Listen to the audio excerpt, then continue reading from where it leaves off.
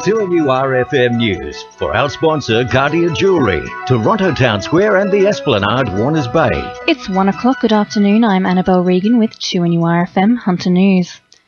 The federal government's National ICE Task Force has allocated $300 million to reduce the use of the illicit drug, with the Newcastle region expected to see some funding. The exact allocation of funding will be discussed over the next 2 days at a national workshop in Canberra. CEO of Hunter New England Central Coast Primary Health Network, Richard Nankervis, says while the details are yet to be finalised, local organisations will be a priority for funding. Just working through that detail at the moment, we do know that there will be an increase in funding, and we're looking to make sure that we better support local services around the treatment of ice and prevention of ice as well.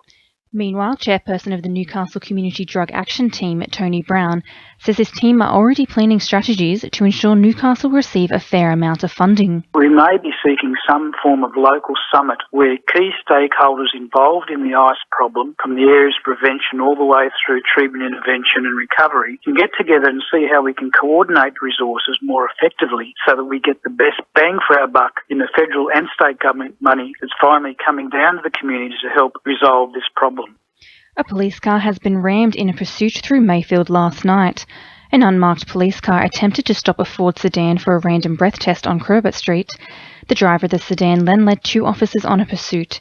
Chief Inspector Terry Burns says investigations are continuing. Eventually the vehicle stopped at a dead-end street in Silso Street, and when the police were about to get out of the car to apprehend the driver, he's reversed very heavily into the front of the police vehicle. Investigations are ongoing. Police are attempting to track down the registered owner of the vehicle. At this stage they've been unsuccessful in doing that, but they continue to work on the case this morning. The importance of increasing the Hunter region's trade links with the European Union is being pushed in a bid to become a bigger player in the $80 billion market. It is hoped a greater involvement within the EU will provide the region with a host of benefits, including the creation of new jobs and a greater economic future. Regional Development Australia Hunter CEO Todd Williams says the economic future of the region is bright. The Hunter's in the box seat with making sure that we're on the agenda. We're working with the federal and state governments. They know that we're doing some really innovative things here in the Hunter, and we'll look forward to policy announcement and also working with the federal and state governments ongoing to make sure that the Hunter's up at the top of the pile. Concerned Rutherford residents are calling on the Environment Protection Authority to investigate the source of a bad smell emanating from the area. The EPA were to conduct a study regarding the smell in 2011, but it has not yet taken place. EPA Regional Manager for the Hunter, Adam Gilligan, says they have invested resources into investigating the smell and will continue to work with the Rutherford community. Significant resources have been put to this project. It is a complex one to identify odours, particularly where the community describes the odour often in many different ways. So it's tricky to identify the key sources, but we're continuing to work with the Rutherford community on identifying those sources, and we'll then take steps to address those sources where we can. The New South Wales EPA has issued a $15,000 penalty notice to One Still Mayfield North site for breaching its environment protection licence. The licence sets concentration limits for discharges from its water treatment system, which were exceeded by One Still Systems in July.